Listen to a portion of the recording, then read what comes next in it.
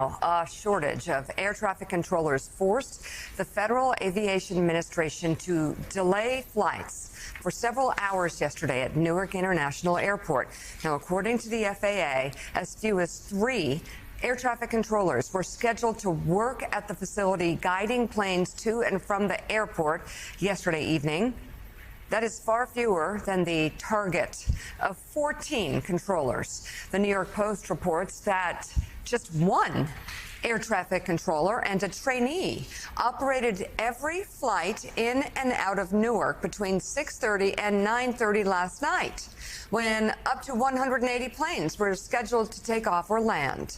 A New York-based air traffic controller called the situation pure insanity. The staffing shortage is the latest problem to plague the busy airport. Following recent communication outages, the CEO of United Airlines sent an email to customers yesterday saying flights to and from Newark are, quote, absolutely safe. Also this morning, it appears Newark isn't the only airport suffering from significant issues. More than 100 flights were delayed at the Hartsfield-Jackson Atlanta International Airport yesterday. That follows 2 ground stops on Sunday due to the runway equipment issues and an air traffic control outage. And the airport in Austin, Texas saw more than 100 delays on Sunday due to a shortage of air traffic controllers. And Joe, I don't think this is the last we've heard of it. Something has to change. Right. You know, something does have to change, and we've all experienced, certainly post-COVID, difficulties flying, especially in the summer months, with pilots being pushed out for retirement and air traffic controllers also, many going to retirement. The same thing with flight attendants and other people up and down sort of the food chain for the airline industry.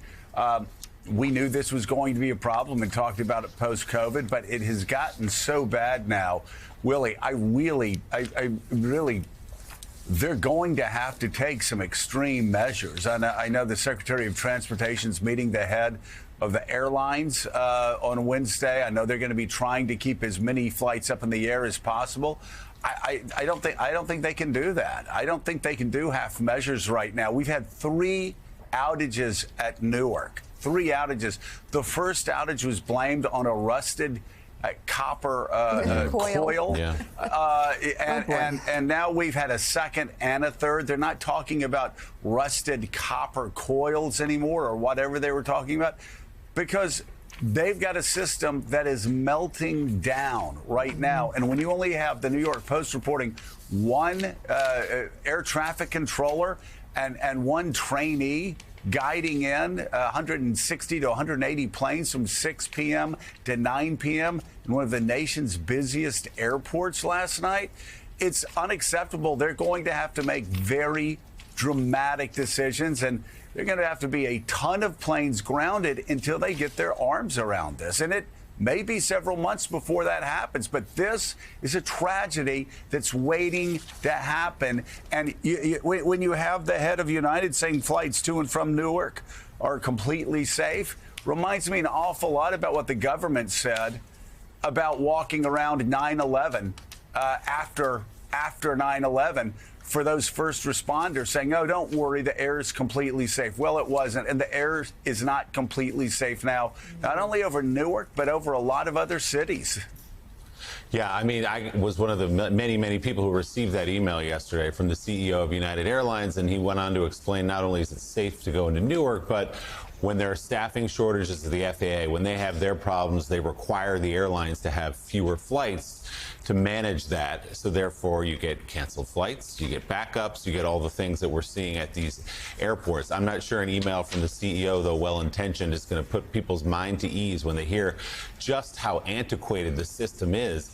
And I guess if you're looking for a silver lining in all this, Jim Vandehei, it's that sometimes it takes a moment of crisis to actually get something changed. We've had Steve Ratner, a pilot, on this show many times over the last several weeks talking about a plan that went in place in the year 2000, 25 years ago, to overhaul and modernize our air traffic control system to make it safer, to bring it into this century at least. And he says only pieces of that have been put in. We have not really overhauled the system in the way we should, and that's all been thrown into public view here in the last few weeks. Yeah, it's a real danger, I think, for Trump, for politicians. I mean, this is the type of crap that the American public doesn't tolerate. This is where the presidency, this is where the government is like being a mayor. You operate the airline system. You just do. The FAA governs all of this, and it's an interconnected, complicated system. And like the CEO can send you an email and say, hey, all is fine. You couldn't pay me to go through Newark. Even if you could convince me that it's safe, like everyone knows you're going to probably have a canceled flight or a delayed flight. And the fact that it's now spreading to other places, this has to rise to the top of the government's agenda. We hear from the transportation secretary, but you're about to head into Memorial Day. You're about to head into the summer. I was just trying to fly out of Bangor, Maine. Turns out that they've had to cancel a bunch of flights because they haven't done runway work that should have been scheduled years ago to be done on time. And if this is happening at a bunch of different airports and screws up travel, it has implications for people's lives, has implications for the U.S. economy. And Jonathan Lemire, we've had summers where travel is difficult over the past 3-4 years post-COVID. It certainly got a lot better over the last 2 years. And everybody's known this system's antiquated. Everybody's known that you have floppy disks, that they're still using floppy disk. And I guarantee you there are about half of our audience that don't even know what a floppy disk is. It's something that you stuck into an old computer back in the 1980s. And as Ratner said, they're not electronic. They're handing notes often from one air traffic controller to another. But we had the greatest safety run from 2009 until January of this year. And it's just like Congress was asleep at the switch, successive presidents asleep at the switch, Treasury secretaries asleep. They can't be anymore. They are on notice. The White House is on notice. The Secretary of Transportation is on notice. Congress is on notice. This system is broken, and if there is an accident, it is on you as a lawmaker. It is on you as a leader for not doing what's necessary right now in this moment of emergency to make things safer and build redundancy so we don't keep hearing about these horrific stories where air traffic controllers go dark for 90 seconds or 2 minutes with hundreds of planes up in the sky around their airport. Yeah, first to echo Jim Vandehey's spot-on analogy, this is the moment where the president is like a big city mayor. There's a problem.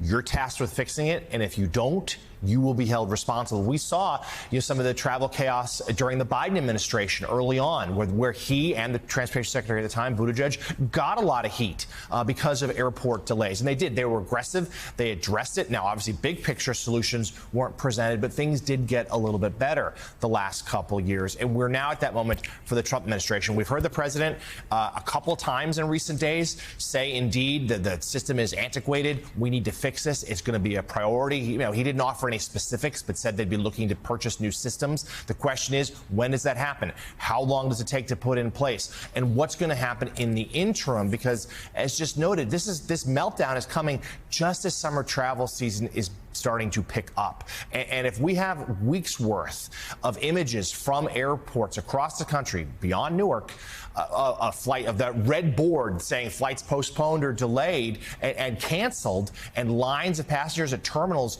that's going to be a real world problem for this president and Congress. Mika, they're saying right now they're going to act. They're saying they're going to find the money to do this. Mm-hmm. Well, until they actually do, they're going to be held responsible. Mm-hmm. Well, they are going to be held responsible. And Mika, listen, this is an emergency. We keep hearing the White House calling things emergencies that the courts don't think are emergencies, that the numbers don't suggest are emergencies.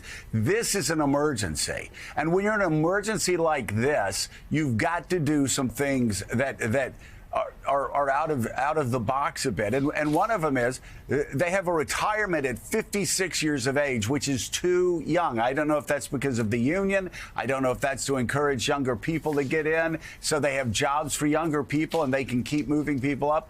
They have to. This is an emergency. They have to get the best and most experienced air traffic controllers back. They have to pay them a lot more than they've paid them in the past, and they need to move that retirement age up to 60 or 62, and they have to do it immediately. Again, when it's a New York Post is reporting you have one air traffic controller handling 160 to 180 planes at Newark from 6 to 9 p.m. last night. I'm sorry, this is something that can't go through committees. This is an emergency, and they need to act like it's an emergency. And the first thing they need to do is get more air traffic controllers in the tower, get people that are not only already trained, but have decades of experience, and put them up there now. Well, hate to say it, I think it starts with limiting the number of flights until they can do that. Well, they have to do that. Yeah, they have to do that, too. A lot. All right.